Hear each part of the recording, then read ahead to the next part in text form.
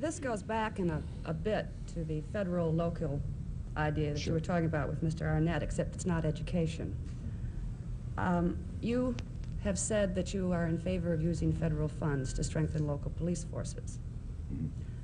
And I wonder if under those circumstances, then, the federal government would have some responsibility to see that the local forces have recruit and hire so that they have a fair representation of black officers.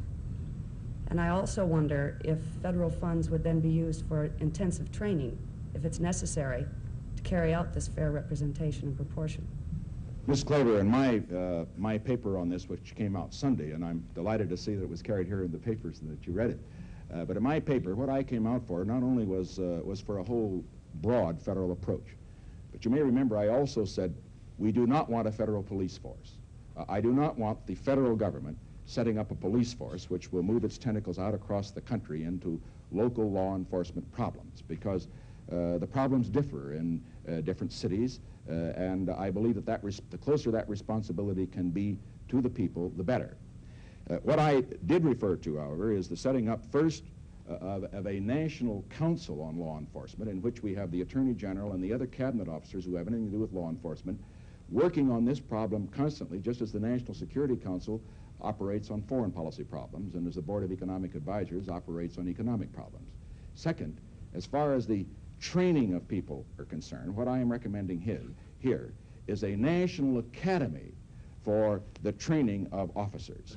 Now, that National Academy for the Training of Officers would be available to police officials, state and local police officials from all over the country. It would give them the very best training. It would, of course, be open, and this at the federal level with the constitutional requirements, it would be open to all individuals without regard to race and creed and color, and we would, just as we would do in any other federal government activity. And I believe that by raising the level of training through this National Academy, it will have a remarkable effect on raising the level of not only quality of those serving in police forces, but also eventually their pay. What we have to get down to here is this.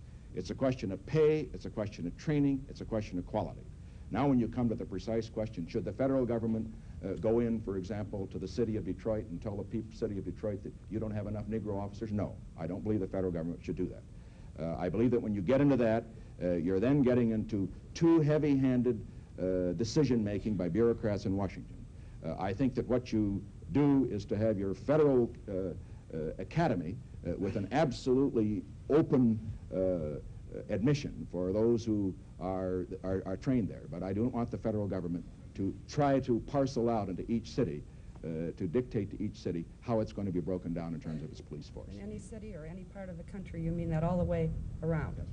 What I believe is this. I believe that what is going to happen is that the very fact that we have this National Academy would without question have the effect of not only upgrading the people in our police forces, but of bringing more, representing all segments of the community into it. Because let's face it, why is it that many cities have put a number of Negro police officers on the force? It isn't just because they're trying to be fair to the Negroes. It's because by putting Negroes on their force, they do a better job of law enforcement. I believe this, and I think that kind of indoctrination from the federal level could have a dramatic effect all over this country, including the South. Mr. Chief. Yeah.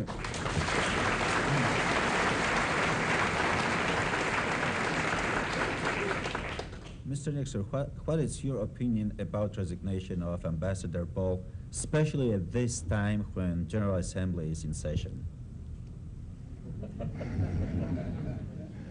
Well, I suppose I'm tempted to make a political comment here, but after all, Ambassador Ball has had a distinguished record in the UN, and he's had a distinguished record in the State Department as Undersecretary of State. He had a distinguished record in the practice of the law, and now that he's decided to be a subordinate in a political campaign, I think I'll just leave him alone. I'll leave him to other people. Why do you think?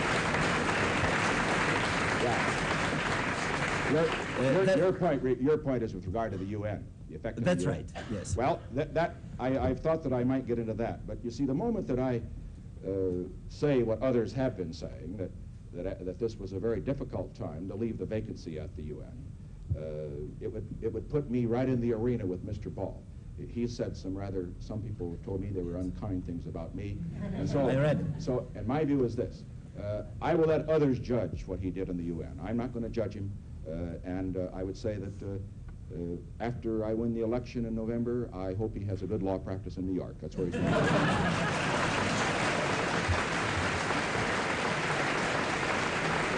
Judge, we'll come to start over here again and then hit around. Thank you, Mr. Nixon.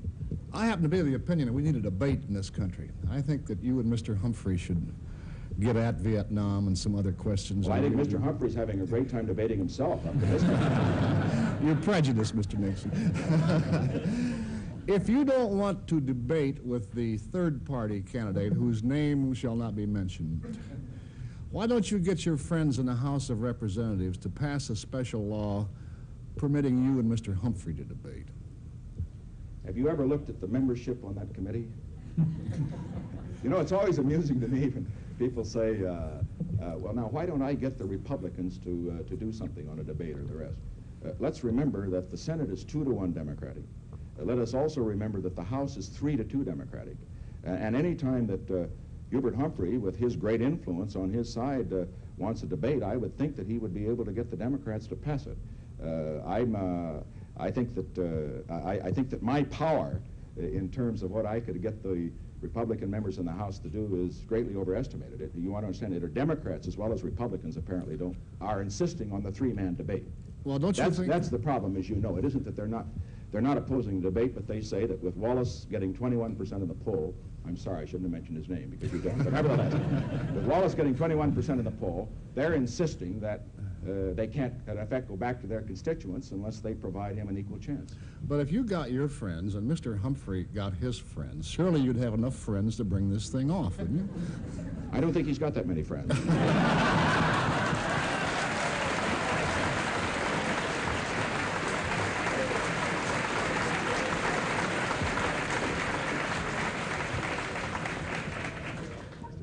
To get back to international politics, Mr. Nixon, you've mentioned, I believe, on a number of occasions, the necessity of Soviet-American friendship and cooperation in solving some of the hotspots of the Cold War. How specifically do you intend to do this? Start with, first of all, reestablishing the strength of the United States bargaining position and its credibility. Now, when Governor Scranton gets back from NATO, his NATO trip, I will make a major statement on NATO. Here again, you will find that Governor Romney has covered this subject of NATO. I know he feels strongly about it too. We have to talk to our friends and get that strong third force in Europe solidified before we're going to be able to have meaningful talks with the Soviet. I think it's been a mistake to talk over the Europeans and around the Europeans to the Soviet. And I think that we can do that. So we start by a program to get Britain into Europe, perhaps a communication and a dialogue with de Gaulle. That's required in order to do this first thing, and then I would begin with that. Second, we've got to be sure that the military position of the United States is adequate so that we are credible and can go in and negotiate, as President Kennedy said in his inaugural, that we must never fear to negotiate, but we must never negotiate from fear. Now, once we have done that, then I believe that while we will find, when we look at it at first glance, that it appears that the Soviet isn't going to want to talk about anything, because after all, let's look at it. In Vietnam, the Soviet Union feels, I assume now, that it's hurting us more, it's hurting them, so why should they talk about Vietnam? The Mideast, when they look at the Mideast, they have now what this Russians, czars, long before they ever thought of communism in the Soviet Union, Russian czars had always wanted, they have a naval presence in the Mediterranean, they have influence over the Mediterranean. Why should they want to talk about cooling it in the Mediterranean? As far as Castro is concerned, well, he cost them money, but look at all the trouble he's causing us in Latin America and so on down the line. But there's another side to this coin. Let's look at the Soviet Union's position that we have in common. Over on the east is communist China. And also, the Soviet Union looked down the nuclear gun barrel at the time of the Cuban confrontation. I believe the Soviet leaders do not want a nuclear war. And that we do have in common. And so I believe that once we have reestablished our strength, that then there should be a very carefully planned series of meetings between the President of the United States and the leader of the Soviet Union.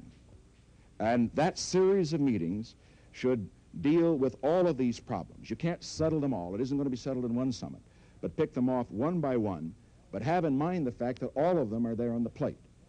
Because I think if the Soviet Union sees the danger of their continuing, for example, to support forces of aggression in the Mideast, if they see the danger involved of a confrontation, they may pull back some. But they're not going to see that danger unless they hear it directly from us, in my opinion. And so I would say on the other areas, too. I think, in other words, the Soviet Union's interest in avoiding a world war is greater than their interest in expanding communism, great as that is.